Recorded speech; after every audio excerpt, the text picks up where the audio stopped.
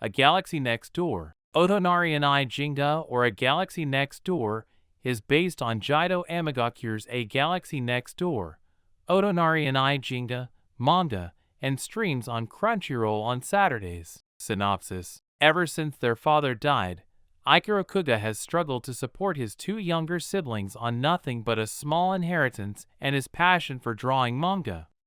But it's becoming harder to keep up with his growing responsibilities and deadlines, especially after his last two assistants quit to follow their dreams. Just as he's nearing his breaking point, the beautiful and scarily competent Shiori Goshiki applies to become his new assistant. But there's something almost otherworldly about Goshiki, and soon Kuga finds his reality turned upside down when she suddenly declares them engaged to marry. How was the first episode? For me, a cute anime comedy about a struggling manga artist will always have a bit of something to prove, since I'm bound to compare it to shows like Monthly Girls Nozaki-kun and Kakishigoto. That said, I always look forward to seeing shows like this because I love stories rooted in the creative process, so I was very interested to see how A Galaxy Next Door stacked up.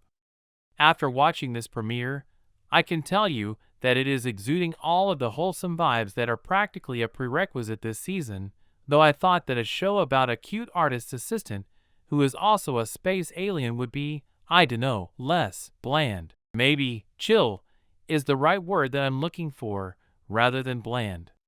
Anyway, the biggest thing that A Galaxy Next Door has going against it is its relative dullness. Not only does most of this first episode consist of fairly slow and uneventful dialogue scenes, but the characters themselves don't have a lot of personality to spare. Ichiro seems to be a reasonably nice dude, especially for a landlord, but we don't have much to go off of so far as what makes him a good leading man other than he is taking care of his equally nice but not especially interesting little siblings. Shiori has the whole sheltered rich girl vibe that can be pretty cute when done right, but the fact that she's apparently some alien or whatever is shockingly played down by the story. I mean, yeah, it's weird that she had a shiny tail barb thing that is such an intimate part of her anatomy that Ichiro accidentally betroths himself to Shiori when he touches it.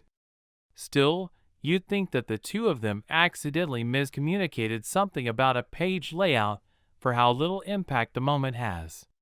Hell, Ichiro is so nonplussed by the fact that his new assistant fiancée has a magic tail and is calling herself a space princess that I feel it must be a part of the joke, except it isn't very funny.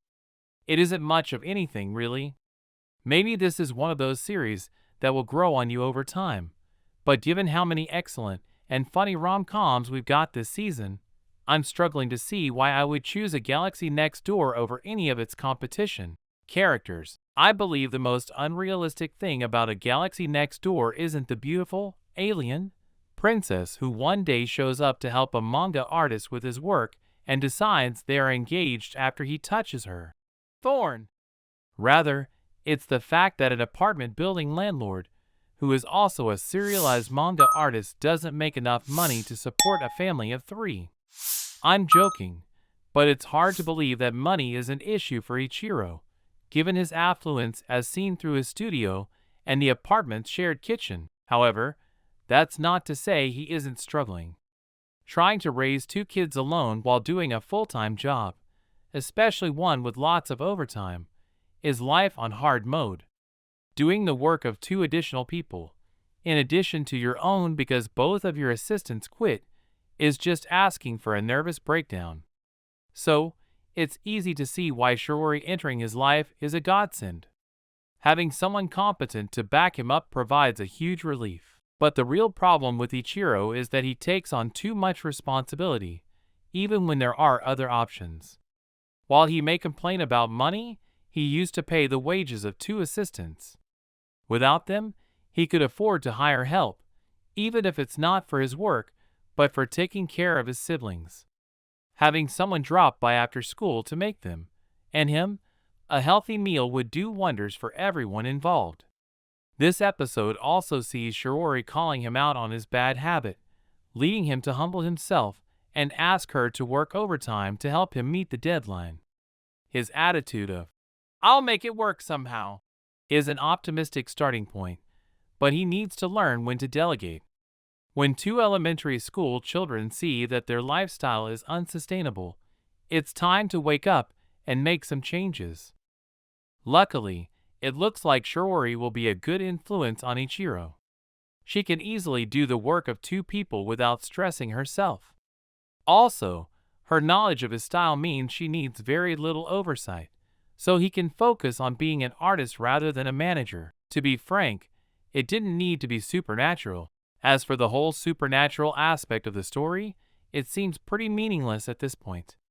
As competent as Shiori is, and considering how much she enjoys Ichiro's art, there's no need for a supernatural MacGuffin to keep them in contact.